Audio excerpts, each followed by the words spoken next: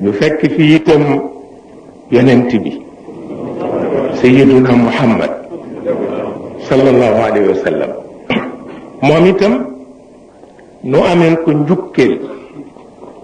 moo di lépp lu ñu daan xeebe nit te teguwul ci yoon fexe na ba dindi ko waaw ndax keroog bi mu wooyee Bilal ibnu Rabaax di ko wax pour mu woo nit ñi ñu wuyu yàlla daf ko wax ni ko ñett ngi ci yow yu ñuy xeeb mooy doxandéem nga xeeb nañu la ndax doxandéem nga dañu la jënd xeeb nañu la ndax dañu la jënd nit ku ñuul nga xeeb nañu la ndax nit ku ñuul nga waaw yàlla nag benn baat la am jox na la baat bi kay woo sa sang yi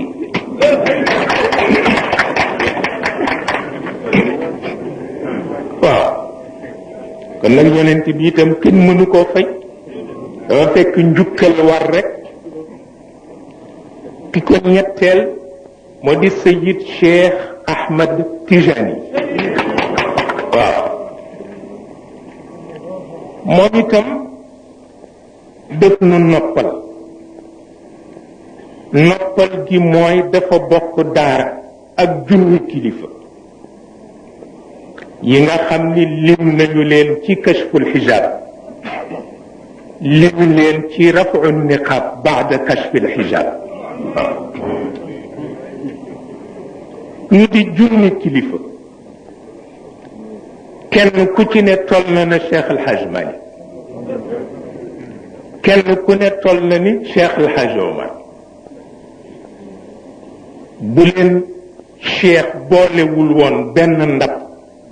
kenn ku ne dana am tariqa ndax kenn ku ne am nga garaatu am tariqa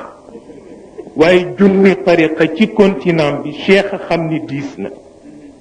waaw ndax daañu séddoo nit ñi te bu fanatisme duggee xuloo dugg mu fab leen boole ndab moo tax ñiy tuddoo Cheikh ñépp ku ci ne toll nga ni Cheikh waaw waaw ndax ku ci ne mat nga di Cheikh toll woon di la woo am nga dara jàpp waaw looloo tax Cheikh kenn mënu ko fay waaw kenn mënu ko fay ndax kilifa yooyu mu dajale tey boo gisee tariqa bi fatxoom gaaw mooy jël benn avocat jël liggu avocat yi ko gën a gaaw waaw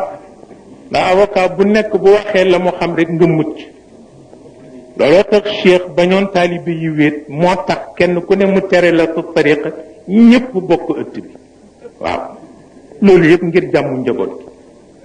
ndax junni tariqa fii ba penku kenn dootul am sëriñ ci xuloo rek la ñuy dëkk